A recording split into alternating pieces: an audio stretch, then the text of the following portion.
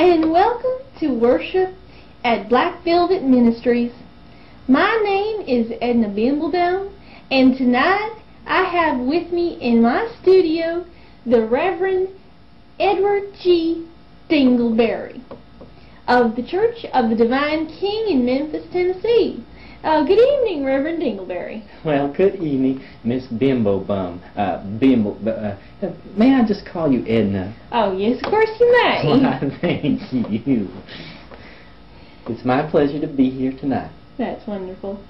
Well, tell us a little bit about your church. Yes, thank you. Well, as you mentioned, my church is the Church of the Divine King in Memphis, Tennessee. Reverend Dingleberry, what kind of message does your church have for people in the world today? Well, Miss Edna, we want the world to know that the King is among us. He is alive. He is reaching out in a personal way to His faithful and His following. And our church is dedicated to the living, loving memory of the King. Reverend, what inspired you to become a reverend? Well, I'm glad you asked me that, Miss Edna. You see, when I was younger, I was a wayward soul, you might say. I was a hell raiser, but I did come to see the error of my ways. I was listening to the holy lyrics, "You Ain't Nothing But a Hound Dog," 1955, wherein the King has told us, "You ain't nothing but a hound dog, crying all the time. And you ain't never caught a rabbit, and you see, you ain't no friend of mine." See, so this made me realize the fact that I did not have a personal relationship with the King. And that is the inspiration that pulled me into the ministry. What kind of personal relationship do you feel that the King wants us to have with Him? Well, the King has left us many clues, many comments, as you might say, in His holy lyrics.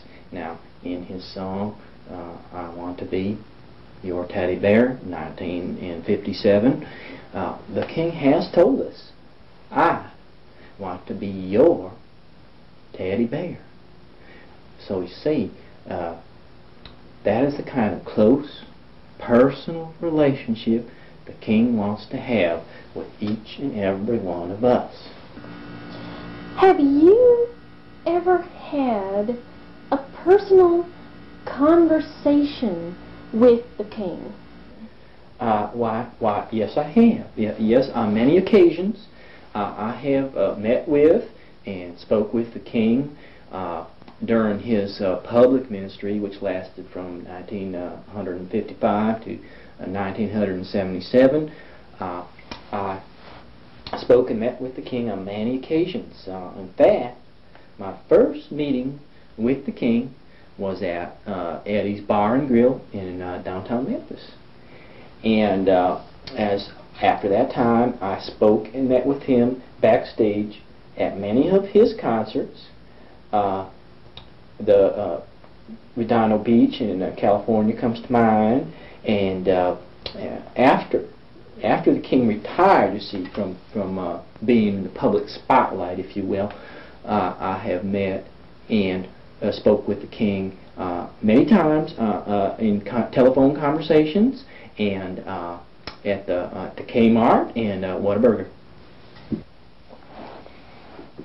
Reverend Dingleberry, what do you feel that the King would want us to do today about the terrible problem in America with poverty?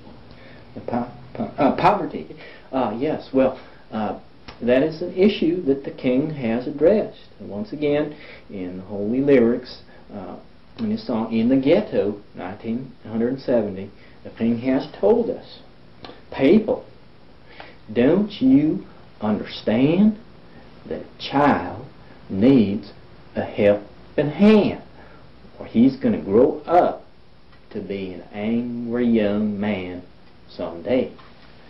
So you see, in our own personal lives, we must try to do our part to fight against poverty and non-literacy in our nation, or else America will just go to hell in a handbasket. Well, that's very lovely, Reverend Dingleberry.